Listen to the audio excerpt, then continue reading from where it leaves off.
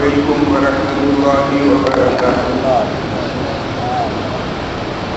الحمد لله نحمده ونستعينه ونستغفره ونؤمن به ونتوكل عليه ونعوذ بالله من شرور أنفسنا ومن سيئات أعمالنا. من يهده الله فلا مضل له ومن يضلله فلا هادي له. ونشهد أن لا إله إلا الله وحده لا شريك له.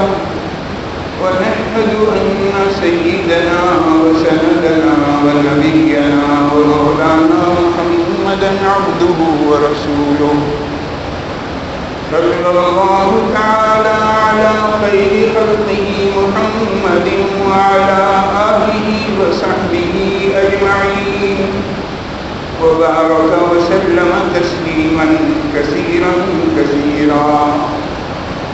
أما بعد فأعوذ بالله من الشيطان الرجيم. بسم الله الرحمن الرحيم. يا أيها الذين آمنوا لا تتخذوا اليهود والنصارى أولياء بعضهم أولياء بعض ومن يتولهم فإنه منكم والله لا يهدي القوم الفاسقين. وقال تعالى يا أيها الذين آمنوا من يرتد منكم عن دينه فسوف يأتي الله بقوم يحبهم ويحبونه أذلة على المؤمنين أعزة على الكافرين. آمنت بالله صدق الله مولانا العظيم وبلغنا رسوله النبي الكريم ونحن على ذلك من الشاهدين والشاكرين والحمد لله رب العالمين. يا رب صل وسلم دائما أبدا على حبيبك خير الخلق كلهم. يا رب صل وسلم دائما أبدا على حبيبك خير الخلق كلهم. يا رب صل وسلم دائما أبدا على حبيبك خير الخلق كلهم. حضرات گرامی، قرآن کریم کی جس آیت کا میں نے انتخاب کیا ہے، اس آیت کریمہ میں اللہ جل جلالہ عم نوالہ نے مسلمانوں کو یہود و نصارہ سے دوستی سے منع کیا ہے. یا ایھا الذین آمنوا لا تتخذوا اليہود والنصارى اولیاء. اے مسلمانوں، نہ یہودیوں سے دوستی قائم کرو نہ عیسائیوں سے. اور یہ یہود و نصارہ سے دوستی کہاں تک پہنچا دیتی ہے؟ انسان کا ایمان چلا جاتا ہے. ایمان کس طرح سے چلا جاتا ہے کہ انسان مرتد ہو جاتا ہے، مسلمان مرتد ہو جاتا ہے. فرمایا من یرتد منکم عن دینہ فسوف یأتی اللہ بقوم یحبهم ویحبونه. اگر کوئی مسلمان خدا نہ خاصہ اللہ نہ کرے دین اسلام کو چھوڑ کر چلا جائے تو مسلمان کی کمی نہیں ہوگی. اللہ تعالیٰ ایسے لوگوں کے لے آئیں گے جو اللہ سے محبت کرتے ہیں اور اللہ ان سے محبت کرتے ہیں. تو دوسری آیت میں تذکرہ ہے مرتدین کا، اور ساتھ ہی ساتھ بتلا دیا کہ یہود و نصارہ سے دوستی آدمی کو ارتداد تک لے جاتی ہے. یہود و نصارہ سے دوستی کا مطلب یہ ہے کہ تمہارا ایمان چلا جائے گا. اپنے ایمان کی خبر لو. پیش بندی فرما دی کہ یہ سب میرے دشمن ہیں، دشمنوں سے دوستی نہیں کرنا. ایک طرف دوستی سے منع کیا جا رہا ہے اور دوسری طرف یہ وضاحت بھی ضروری ہے کہ اس کا یہ مطلب نہیں ہے کہ کافروں سے، مشرکوں سے، یہودیوں سے، عیسائیوں سے آپ معاملات بھی طے نہیں کر سکتے، کاروبار بھی نہیں کر سکتے. نہیں، ایسی کوئی بات نہیں. معاملات جائز ہیں، معاملات الگ چیز ہے، موالات الگ چیز ہے. آیت کریمہ میں جو تذکرہ ہے وہ موالات کا ہے، اور منع کیا گیا ہے ہر طرح کے کافروں سے. کفر کسی بھی شکل میں ہو، چاہے یہودیت کی شکل میں ہو، نصرانیت کی شکل میں ہو، ہندو مت کے سلسلے کی شکل میں ہو، بدھ مت کی شکل میں ہو، مجوسیت کی شکل میں ہو، الحاد ہو، لا دینیت اور لا مذہبیت ہو، کوئی بھی اسلام کا اور مسلمانوں کا دوست نہیں ہو سکتا۔ مسلمانوں کو چاہیے کہ ان سے قطعاً دوستی نہ لڑائیں۔ کیوں؟ اس لیے کہ اسلام اور کفر یہ آپس میں ایک دوسرے کی ضد ہیں۔ یہ ایسے ہی ہے جیسے آگ اور پانی، یہ ایسے ہی ہے جیسے کہ بلندی اور پستی، یہ ایسے ہی ہے جیسے کہ دن اور رات، زمین و آسمان، رحمت اور لعنت، جنت اور جہنم، یہ چیزیں جیسے جمع نہیں ہو سکتی یعنی اسی طرح سے اسلام اور کفر جمع نہیں ہو سکتا۔ اور ان کی کیا کیفیت ہے؟ ان کی کیفیت قرآن کریم نے ایک اور جگہ بیان کی، لَتَجِدَنَّ أَشَدَّ النَّاسِ عَدَاوَةً لِلَّذِينَ آمَنُوا الْيَهُودَ وَالَّذِينَ أَشْرَكُوا، یہ سخت ترین دشمن ہیں ایمان والوں کے، چاہے یہودی ہوں چاہے مشرک ہوں۔ اب آئیے تھوڑا سا ہم تذکرہ کریں یہودیوں کی عادات بد کا۔ یہودیوں میں کیا کیا بری عادتیں ہیں؟ نمبر 1، توہم پرستی، ٹونے ٹوٹکے اور مختلف قسم کے یہ اس کو آپ تعویذ کہہ لیجیے، ان کے ذریعے سے لوگوں میں جوڑ توڑ۔ تو یہ بری عادت اصل میں تو تھی یہودیوں میں، اور یہودیوں سے چل کے آ گئی مسلمانوں میں۔ اب مسلمانوں کا بھی یہی حال ہے، مسلمان بھی اپنے مسلمان بھائی کے خلاف جوڑ توڑ میں لگا رہتا ہے، اپنے مسلمان بھائی کے خلاف ہر طرح کے تعویذ گنڈے اور دنیا جہان کی خرافات میں لگا رہتا ہے۔ اور آئیے دوسرے نمبر پر مالی معاملات میں گڑبڑ، اور خاص طور سے یہودیوں کا تو خیال یہ ہے کہ جتنے بھی غیر یہودی ہیں ان کا مال ہمارے لیے ایسا ہی حلال ہے جیسے کہ شیر مادر ہے، جیسے ماں کا دودھ ہمارے لیے حلال ہے ایسے ہی دوسرے کا مال حلال ہے۔ دوسروں کے حق کو دبا جانا اور کہنا چاہیے کہ مال کے اندر خوبی کے بجائے اس میں عیب نکالنا، یہ سارے کام یہودیوں کے ہیں۔ قرآن کہہ رہا ہے وَمِنْ أَهْلِ الْكِتَابِ مَنْ إِنْ آمَنُوا بِقِنْطَارٍ يُؤَدِّهِ إِلَيْكَ وَمِنْهُمْ مَنْ إِنْ آمَنُوا بِدِينَارٍ لَا يُؤَدِّهِ إِلَيْكَ إِلَّا مَا دُمْتَ عَلَيْهِ قَائِمًا ذَلِكَ بِأَنَّهُمْ قَالُوا لَيْسَ عَلَيْنَا فِي الْأُمِّيِّينَ سَبِيلٌ۔ ان میں بعض لوگ تو ایسے ہیں کہ اگر تم مال کا ڈھیر بھی ان کے آگے ڈال دو گے تو جیسی تم نے امانت دی تھی وہ امانت ویسے ہی واپس کر دیں گے۔ لیکن زیادہ تر لوگوں کا حال کیا ہے کہ 1 دینار بھی اگر تم نے دیا ہے تو وہ تمہیں واپس نہیں کرے گا۔ کب تک واپس نہیں کرے گا؟ جب تک کہ تم اس کے سر پہ سوار نہ ہو جاؤ۔ یہ کیا چیز ہے؟ یہ ایک معاملات کی خرابی ہے، بد معاملگی ہے۔ اور یہ بد معاملگی ان کے اندر کیوں آئی ہے؟ اس کی وجہ یہ ہے کہ ان کا قول ہے کہ غیر یہودی لوگوں کا حق مار لینے سے ہم پر کوئی گناہ نہیں تھا، ہمیں کوئی گناہ نہیں، ہم غیر یہودی کا مال دبا سکتے ہیں۔ ذرا سوچیے کہ کیا یہ بری عادت آج مسلمانوں میں نہیں ہے؟ مسلمانوں کا بھی یہی حال ہے، ہر شخص دوسرے کا حق دبانے اور دوسرے کا مال ہڑپ کر جانے کی کوشش میں لگا رہتا ہے۔ نمبر 3 یہودیوں کی جو بری عادتیں ہیں اس میں سے تیسرے نمبر پر ہے سود خوری۔ پوری دنیا میں جتنا سودی نظام ہے یہ سارا سودی نظام چل رہا ہے یہودیوں کے بلبوتے پر، اور اس لیے کہ وہ سمجھتے ہیں، وہ کہتے ہیں کہ سود حلال ہے، حالانکہ انہی کی کتابوں میں لکھا ہوا ہے، آسمانی کتابوں میں، کہ سود حرام ہے، لیکن اپنی کتاب پر عمل کرنے کے بجائے اپنے نفس کی خواہشات پر عمل کرتے ہیں۔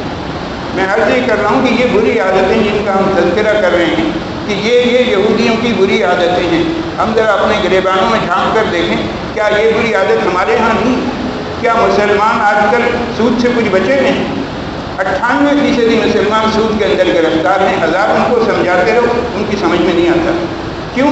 اس لیے کہ یہ آیا ہوا نظام وہاں سے اور اس پر آنکھ بند کر کے عمل کرتے ہیں۔ اور آگے چلیے، جھوٹی بات کہنا اور مال حرام کے کھانے والے، قرآن کریم نے یہودیوں کی یہ خاص بات بتائی، سماعون للکذب اکالون للسحت۔ ایک طرف جھوٹی بات کہتے ہیں اور دوسری طرف حرام مال کھانے کے لیے پورا منہ کھلا رہتا ہے، ہڑپ کر جاتے ہیں، جو آ جائے صحیح ہے۔ میرے بھائی ہم ذرا غور کریں کہ ہم صرف یہودیوں کی بری عادتوں کا تذکرہ کرنے سے کہنا چاہیے کہ بات مکمل نہیں ہوگی. ہمیں یہ سوچنا پڑے گا کہ ہمارا کیا حال ہے. کیا آج ہمارا یہ حال نہیں ہے کہ جھوٹ بولنے میں سب سے ٹاپ پر اس وقت مسلمان ہیں اور حرام مال کھانے میں سب سے آگے مسلمان ہیں. سماعون للکذب اکالون للسحت. تو سوال یہ پیدا ہوتا ہے کہ جو عذاب ان کے لیے مقرر کیے گئے، یہ ساری یہودیوں کی خصوصیات اگر مسلمانوں کے اندر ہیں تو مستحق عذاب پھر یہودی ہی کیوں؟ ظاہر ہے کہ وہ سارے عذاب مسلمانوں پر بھی آئیں گے. جب بتلا دیا گیا کہ کامیابی صرف سنت پر عمل کرنے میں ہے، اس کے باوجود سنت کو چھوڑ کر غیروں کو طریقے کو اپنانا. مسلمان کو تو بھیجا گیا تھا کہ تم اس دنیا میں مقتدی بن کے نہیں آئے ہو، تم اس دنیا میں مقتدا بن کے آئے ہو.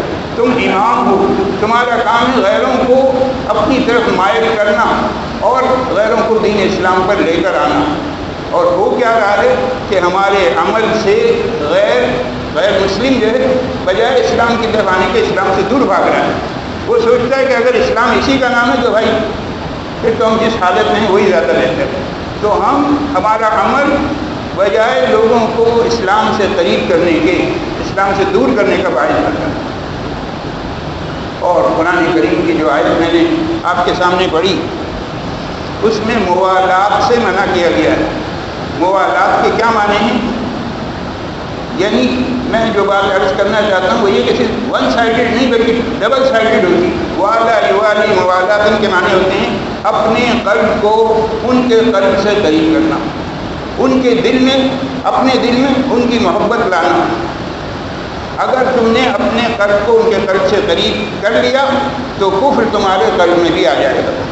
اس کی بڑی اچھی مثال دی گئی ہے کہ جیسے کسی تالاب میں مچھلیاں نہ ہوں لیکن کسی مچھلی والے تالاب سے اس کا کنیکشن اور رابطہ کروا دیا جائے تو ساری مچھلیاں پہلے تالاب سے دوسرے تالاب میں آ جائیں گی. اسی طرح سے اگر تم نے یہود و نصارہ سے اپنے دل کو قریب کیا تو کفر کی جتنی مچھلیاں ہیں وہ تمہارے دل کے تالاب میں آ جائیں گی. اور میں نے شروع میں بھی عرض کیا کہ اس کا یہ مطلب نہیں کہ ان سے تجارت منع ہے. تجارتی لین دین، خرید و فروخت وغیرہ سب جائز ہے. کوئی جانا چاہتا ہے اپنے کاروباری مسئلے میں فرانس جانا چاہتا ہے، جرمنی جانا چاہتا ہے، جاپان، امریکہ، کینیڈا، چائنا، جہاں دل چاہے جاؤ. لیکن کافروں سے صرف آپ مال خرید سکتے ہیں. ان کا اکرام نہیں ہونا چاہیے. ان کے ساتھ ہمارے تعلقات ایسے نہیں ہونے چاہیے کہ بالکل بے تکلفی کے تعلقات ہیں. کاروباری نوعیت الگ ہے اور اکرام والی بات الگ ہے. ہمارے بزرگوں میں ایک بزرگ گزرے ہیں حضرت شاہ عبد الغنی صاحب پھلپوری رحمۃ اللہ علیہ، یہی پاپوش کے قبرستان میں ہی ان کی قبر بھی موجود ہے. حضرت مولانا حکیم اختر صاحب نور اللہ مرقدہم کے یہ خلیفہ کے یہ پیر ہیں. تو ان کا کیا عمل تھا کہ اپنے وہاں دفتر میں بیٹھے ہوتے تھے، مدرسے میں جو دفتر تھا وہاں بیٹھے ہوتے تھے. ایک ڈاکیا تھا جو کہ ہندو تھا. اب ہندو ڈاکیا ڈاک دینے کے لیے آ رہا ہے اور جب آتا تو وہ کیا کہتا؟ آداب. وہ اپنے انداز میں سلام کر رہا ہے، آداب مولوی صاحب آداب. تو حضرت پھلپوری رحمۃ اللہ علیہ کا جواب کیا ہوتا تھا؟ جواب میں وہ اس طرح سے کہتے تھے آداب. آ کو الگ کر لیتے تھے، داب کو الگ کر لیتے تھے. آداب تو آ کے میرے پاؤں دبا، آ جا بھائی تو میرے پاؤں دبا. اور یہ کیوں کرتے تھے کہ اگر میں نے بھی آداب عرض کہا تو اس نے بھی آداب عرض کہا، میں نے بھی آداب عرض کہا، تو مطلب یہ ہے کہ ہمارے اور اس کے درمیان کوئی فرق نہیں رہے. کفر اور اسلام کے درمیان فرق ہونا چاہیے. اور جب بھی کسی کافر کو، کسی مشرک کو، کسی یہودی کو، کسی عیسائی کو دیکھو تو یہ نہیں کہ اس سے نفرت کرو. کفر سے، شرک سے، یہودیت سے، عیسائیت سے تو نفرت ہوگی، اس شخص سے نفرت نہیں ہوگی، بلکہ اس کو دیکھ کر دعا کرو کہ اللہ نے اس کو دیکھ ہدایت دے. اور اپنے لیے دعا کرو الحمدللہ الذی عافانی مما ابتلاک بہ وفضلنی علی کثیر ممن خلق تفضیلا. یا اللہ تیرے لاکھ لاکھ شکر ہے کہ آپ نے مجھے تو ہدایت دے دی، اللہ نے اس کو بھی ہدایت دے دی، اور یا اللہ آپ نے مجھے فضیلت عطا فرمائی ہے ہدایت دے کر، اسی طرح سے اس کو بھی فضیلت عطا فرمائی. تو یہ دعا جب پڑھ لیں گے تو اس کا مطلب یہ کہ سامنے والے کی آپ تحقیر نہیں کر رہے، اور ساتھ ہی ساتھ آپ کی زبان سے اور آپ کے دل سے شکر نکل رہا ہے. تو فرمایا کہ دل اور زبان سے جب شکر نکل گیا تو اب دل کے اندر کبر نہیں آئے گا. ایک وقت میں ایک چیز آ سکتی ہے کہ شکر یا تکبر، ورنہ تو یہ تھا کہ آپ اپنے آپ کو سمجھ رہے ہیں میں تو بڑا برتر ہوں، میں تو بہت اعلیٰ ہوں، میں مسلمان ہوں اور یہ کافر. تو سامنے والے کو ذلیل بھی نہیں سمجھنا ہے. کفر اس کے اندر جو ہے اس کو حقیق سمجھیں گے لیکن سامنے والے کو حقیق نہیں سمجھیں گے. میں عرض یہ کر رہا تھا کہ یہ تو ساری گفتگو میں نے اب تک جو سنائی ہے یہ تمہید کے طور پر تھی. یہ تو اب تک جو سنائی ہے وہ احکامات کے سودابندی ہیں. اب آئیے دیکھیے کہ ہمارا طرز عمل کیا ہے. ہمارا طرز عمل یہ ہے کہ ایک زمانے میں ہمارا طرز عمل یہ کہ افغانستان میں مسلمانوں کا قتل عام کرنے والے اور قندوز میں سینکڑوں حافظ قرآن بچوں کو تحت کرنے والے یہ سب کون ہیں؟ یہ غیر مسلم ہیں. اور غیر مسلموں نے اپنی ایک یونین بنا لی ہے، متحدہ قوت بنا لی ہے. اس کا نام انہوں نے رکھا ہے نیٹو. تو نیٹو مسلمانوں پر جو ظلم و ستم ڈھا رہی تھی اس کا علاج کہنا چاہیے چند نیک لوگوں نے یہ کیا کہ نیٹو کو جو رسد ہو رہی تھی اس کو روک دیا. لیکن ایک طرف رسد روک کر ان کی قوت کو کم کیا جا رہا ہے، لیکن دوسری طرف ہمارے ہی مسلمان بھائی ہیں کہ جو ان کی قوت کو کم کیا گیا وہ انہوں نے نیٹو پاور کو ختم کر دیا اور وہ اس کی رسد بحال کر دی. اور بحال کرنے کی وجہ کیا کہہ رہے ہیں، وجہ کیا بتلا رہے ہیں؟ انسانی ہمدردی کے بنا پر. یعنی ان کو کھانے کے لیے نہیں مل رہا، حتیٰ کہ بعض لوگوں کے کہنے کے مطابق ان کو پیمپرس کی ضرورت تھی وہ نہیں مل رہا. دنیا جان کی جو چیز وہ نہیں مل رہی تھی تو ظاہر ہے کہ وہ پریشانی میں ہوتے، تو انہوں نے اس پریشانی کو ختم کر دیا. کس بنا پر؟ انسانی ہمدردی کی بنا پر. ذرا سوچیے وہ مسلمانوں کے ساتھ کیا سلوک کر رہے ہیں اور مسلمان ان کے ساتھ کیا سلوک کر رہے ہیں. ان کا دانہ، ان کا پانی، ان کے خوراک، ان کو غذا تک پہنچانے سے جو روک دیا گیا تھا وہ سلسلہ انہوں نے بحال کر دیا. اور بحال کیوں کیا؟ انسانی ہمدردی کی بنا پر. انا للہ و انا الیہ راجعون. یہ انسانی ہمدردی ہے یا یہ کہنا چاہیے اسلام اور مسلمانوں سے دشمنی کی علامت ہے کہ بھائی نیک لوگوں نے تو کچھ کام کیا تھا کہ ان کو ستایا جائے، لیکن کہتے ہیں صاحب وہ دشمن کا دانہ پانی بند نہیں کرنا چاہیے. کیسی عجیب بات ہے، کیسی بیوقوفی کی بات ہے. سیرت طیبہ سے ہمیں سبق ملتا ہے کہ ضرورت پڑنے پر دشمن کا دانہ پانی بند کیا جائے. ہجرت کے وقت مسلمانوں کے دو دشمن تھے. جناب نبی کریم صلی اللہ علیہ وسلم نے بڑی حکمت عملی سے مدینے میں رہائش اختیار کی اور مدینے میں جو رہائش پذیر کفار تھے، یہودی تھے، ان سے ایک معاہدہ طے کیا. اس معاہدے کا نام تھا میثاق مدینہ. غضب الہی کو دعوت دینے والی بات یہ ہے کہ امریکہ، برطانیہ، جتنے بھی غیر مسلم افواج ہیں نیٹو کے ساتھ معاہدے کیے جا رہے ہیں اور اس معاہدے کو یہ کہا جا رہا ہے کہ صاحب حضور صلی اللہ علیہ وسلم نے تو معاہدہ کیا تھا کفار سے. میثاق مدینہ حضور صلی اللہ علیہ وسلم نے بھی کیا تھا، اس لیے ہم بھی کریں. ایسے کہنا چاہیے نالائق قسم کے لوگ ہیں. ایسے لوگ ہیں کہ جو اللہ کے غضب کو دعوت دے رہے ہیں. ذرا سوچیے سرکار دو عالم صلی اللہ علیہ وسلم نے جو معاہدہ کیا اس میں اور اس میں زمین آسمان کا فرق ہے. جناب نبی کریم صلی اللہ علیہ وسلم نے معاہدہ کیا یہودیوں سے. وہ انتہائی بد فطرت تھے، وہ کہنا چاہیے بد نیت تھے. ان کے دلوں میں مسلمانوں کے لیے خباثت بھری ہوئی تھی اور اپنی خباثت دکھانے کے لیے انہوں نے خود بدعہدی کی. غزوہ بدر میں مسلمانوں کے مقابلے میں کفار قریش کے ساتھ تعاون کیا اور ہر موقع پر جنگ احد میں، جنگ احزاب میں، ہر موقع پر وہ مسلمانوں کے خلاف کہنا چاہیے یہودیوں کی، مشرکین کی مدد کرتے رہے. انہوں نے کوئی کسر باقی نہیں چھوڑی. بالآخر جناب نبی کریم صلی اللہ علیہ وسلم نے یہودیوں کے قلعے کا محاصرہ کر لیا. محاصرہ کرنے کے بعد انہیں اس بات پر مجبور کر دیا کہ وہ مدینے سے نکل بھاگے. یہود کے دو قبیلے تھے، بنو قریظہ اور بنو نذیر، اور ان کے وہ لوگ رہتے تھے بڑے مضبوط قسم کے قلعوں میں اور وہ کھجور کے باغات تھے ان کا محاصرہ کیا گیا اور باغات کو جلا کر خاکستر کر دیا گیا. اب جب ان کا محاصرہ کیا گیا، ان کا دانہ پانی بند کیا گیا، ان کے باغات کو جلایا گیا، تو وہ کہنے لگے کہ یہ کیسا اسلام ہے، یہ کیسے مسلمان ہیں کہ صاحب ہمارا دانہ پانی بند کر دیا، ہمارے باغات کو جلایا جا رہا ہے. قرآن کریم نے اس کا جواب دیا ہے، ما قطعتم من لینۃ او ترکتموها قائمۃ علی اصولها فباذن اللہ ولیخزی الفاسقین۔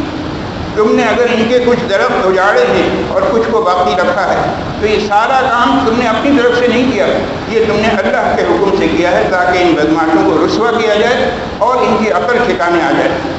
سرکار دو عالم صلی اللہ علیہ وسلم نے محاصرہ کیا اور 20 دن تک محاصرہ جاری رہا اور 20 دن تک وہ اپنے قلعوں میں بھوکے پیاسے رہے۔ آخر ظاہر انہوں نے ہتھیار ڈال دیے، مجبور ہو کر انہوں نے اس بات کی اجازت چاہی کہ ہمیں اپنے ساز و سامان کے ساتھ آپ جانے کی اجازت دے دی، ہم مدینہ چھوڑ کے جا رہے ہیں، اور ان کو اجازت دے دی گئی، ٹھیک ہے جاؤ تم۔ اور جاتے وقت مزید انہوں نے فباءوا بغضب علی غضب، پہلے سے غضب تھا، مزید غضب کو دعوت دی۔ کیا کیا انہوں نے؟ ان خبیثوں نے مکانات کے دروازے تک اکھاڑ لیے، سب اٹھا کر لے گئے، باقی محلات، قلعے، باغات سب مسلمانوں کو مل گئے۔ میں نے جو بات عرض کی اس کا خلاصہ یہ ہے کہ ضرورت پڑنے پر حسب موقع دشمن کو بھوکا پیاسا بھی رکھا جا سکتا ہے، ان تک جو غذا پہنچانے کی سپلائی لائن ہے اس کو بند کیا جا سکتا ہے۔ کیوں؟ تاکہ ان کے ہوش اڑ جائیں، تاکہ ان کے ہوش ٹھکانے آئیں۔ یہ طریقہ آج سے نہیں، سرکار دو عالم صلی اللہ علیہ وسلم کے زمانے سے طریقہ چلا آ رہا ہے اور اس طریقے پر ہمیشہ عمل کیا گیا ہے۔ اور عمل کرنے کا مقصد کیا ہوتا ہے؟ تاکہ دشمن کی طاقت کو کمزور کیا جائے۔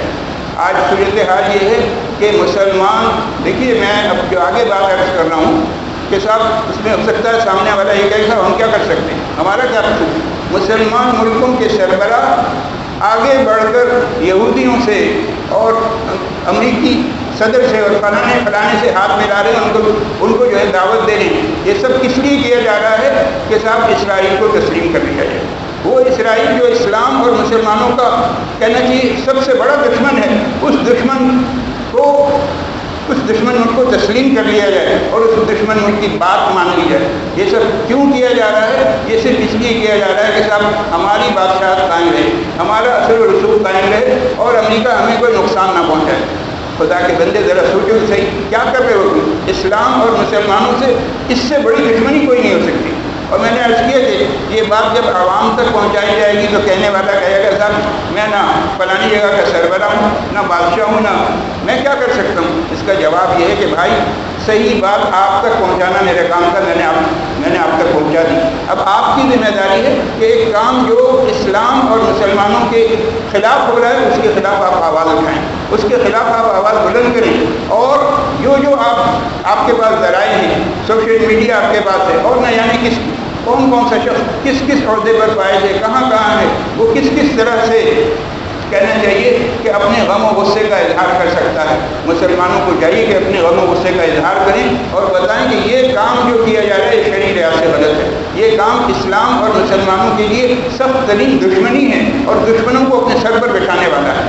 تو ہم ذرا چاروں طرف نظر رکھیں، ہم ذرا غور کریں کہ کہاں ایسی باتیں ہو رہی ہیں، کون سی لوگ اس میں ملوث ہیں، اور ان کو ہم ان تک یہ پیغام پہنچائیں کہ ہم مسلمان ہیں، ہم اس قسم کی کارروائیوں پر خاموش نہیں بیٹھ سکتے، ہم اپنی آواز بلند کریں گے۔